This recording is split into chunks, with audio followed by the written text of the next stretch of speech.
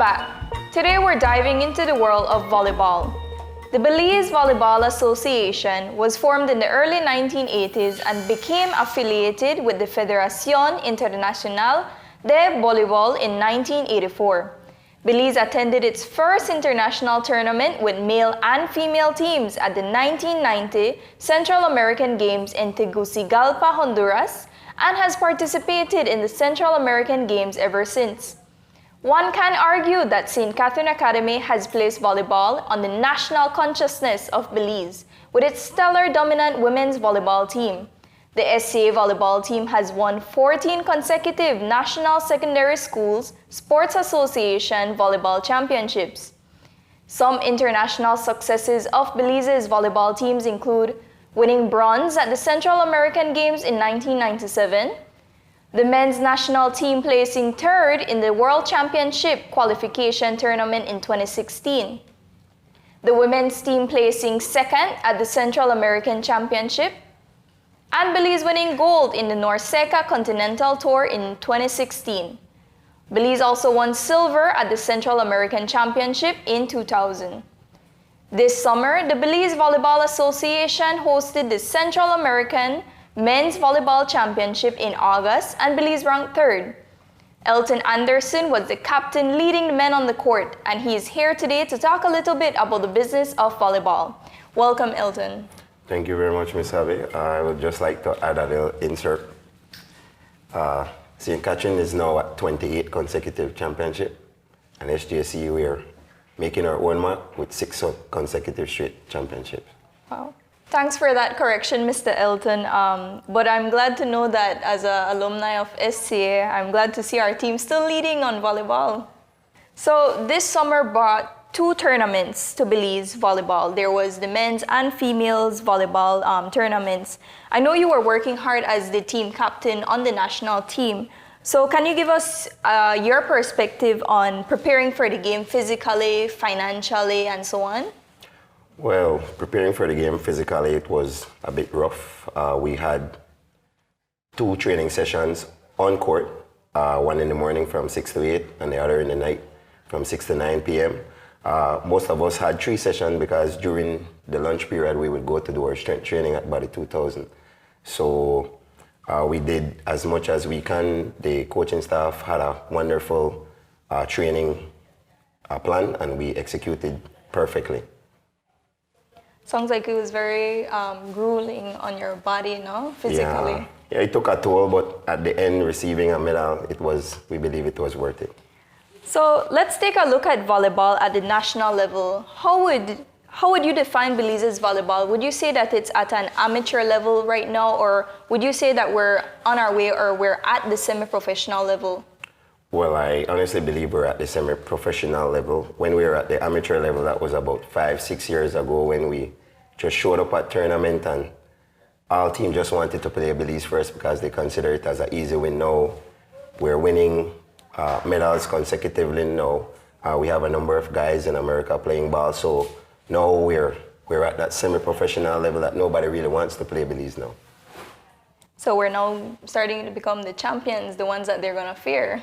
Yeah, well, that's what we want. Our main goal right now is to try to dethrone the reigning champs in Central America, which is Guatemala. They have been winning consecutively for about 20 straight years in the male. Okay. What are some of the obstacles that you see when it comes to creating a professional league for volleyball? Well, one of the main issues is finance. A professional league is somewhat $150,000 to run a league. I say that because I know some figures from the basketball league, being that I have some friends that own a team. We would like to see a Belize elite volleyball league, but we know that we're getting there. It won't happen overnight. It starts with the little national tournaments that we're having. Every country or every district in Belize now has the right to host a national. So with the help of venues being built in these municipalities, we can now think about a Belize Elite Volleyball League. Okay, let's say that we were able to remove the financial barrier, right? and we can create this league for volleyball. What would you say that there would be a league separate for women's volleyball and one separate for men's male volleyball, or would it be a league for both women and men? Well, I would like to see a league for both men and female. I believe the female deserve just as much as us. They're doing as well as the guys are doing, and I believe having a dual tournament will have a significant impact on the sport as opposed to just being one-sided. Okay. Talking about volleyball at a professional level, we know that there are several players that have received opportunities to play professionally or get professional qualification or experiences such as yourself. And so what percentage of players do you think have received opportunities to play professionally, and what do you think accounts for this scenario? Well, there's only a handful of players that have been granted the opportunity to play internationally. I have only known of one so far, Mr. Brighton Cad, who received an opportunity to play in Finland in the professional league. And I believe with his stellar performance in Central America and improving year after year after year, scouts saw him while we were in Costa Rica, and they gave him a shot, and the shot that he got, he paved the way for other guys coming up. We don't have anybody, I believe, getting paid, but we have over 12 athletes in America, 2 in Canada, receiving full scholarship to play volleyball. So we're hoping that one of those guys make that jump. Yeah, we truly hope to see him reach that far. Speaking about our volleyball players, who represents the players in these volleyball tournaments, and do you think that our volleyball players are well represented? Well, as far as I know, the players represent themselves. Just in the case of Brighton, when you go international, you have to have that, what we call your agent, right? When you go international, you have your agent, but when you go right to America to play, it's just the federation and your family that helps you to make that jump. Okay. We also know that you're one of the founders of the EA Volleyball Academy. Tell us about the academy and the work you have been putting into the academy as you prepare to start some of these tournaments. Well, in relation to the academy started during the COVID.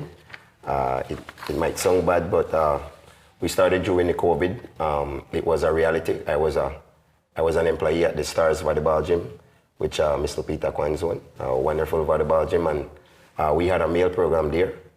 So when Corona came, it was a bit challenging for her to maintain both groups, and I had the opportunity to form something of my own with the help of wonderful parents and the kids that were already with me at the Stars Volleyball Gym. So it was an easy transition for me, and I must say a huge thank you to St. John's College for opening up the gym to me. Most of the kids that I teach right now are from St. John's College, and through the academy we're doing wonderful things. Every year we get 2 international scholarships through the academy. We're just blessed to get kids to go to America. Right now we're on after-school program. So when school is out at 3:30, the kids come over to the gym and they train all the way until 5:30. Now the after-school programs are finished tomorrow, and then we're going straight into the Christmas program. So we have Christmas program, Easter program, summer program, so we don't really take break. And that is one of the keys to being a successful athlete, right? No days off. Yeah, the grind is always. Always. Yeah. So you mentioned the Christmas program, the Easter program. Besides the ones that you have mentioned, is there, what can we expect next year from the EA Volleyball Academy as well as National Volleyball? And is there anything that the viewers at home should jot down into their calendar? Well, next year is a huge year, it's not only for EA Volleyball, it's for the entire country of Belize. This year is what you call the year of the adults. So next year is the year of the youth, everything under 21 and below. So we're hoping that we have a huge representation on the national teams. Most of the guys, we're expecting a lot of EA guys to go and work out for this team and hopefully make the team. I'm blessed to be a part of the coaching staff for the U17, the U19, and the U21. So traveling and well, coaching the kids every day and then being their coach at the international level is something we're looking forward to. And just a quick question, who funds that? The international tournament? Yes. So the international tournament is funded by the Belize Volleyball Association. The Belize Volleyball Association is not blessed like the Football Federation, who has this huge international fever bucketive behind it. So our president is always reaching out to the business people, right? We have sometimes that we do little drives to raise fund, and then we're just blessed with a lot of wonderful parents who contribute. What I would like to see is the government do more for sports, right? When I say do more for sports, offer more scholarship to these kids, to have them not burden themselves. So that's my take on that, to have the government to do more. Right? And is it a challenge to really get the support from the government to fund or support these tournaments? Well, an international tournament like the one that was held here is almost $500,000. So you're looking at one federation to source all that. Luckily this summer, the government intervened, both Minister Mala from the Tourism Ministry and the Minister of Sport, Mr. Ferguson. They came through and blessed the federation with a little donation, and a lot of the business people came on board, and I believe it was a win-win for everybody. Well, Coach, this has been an excellent conversation, but we do need to wrap up this segment, and so I'd like to thank you for joining us today, and I can't wait to hear more from the EA Academy. And we at EA would like to thank you guys for having us, and we're waiting for the next opportunity to come and share more volleyball with you all. Thank you. You're welcome. When we come back, Destiny will be sitting with our Innovator of the Week.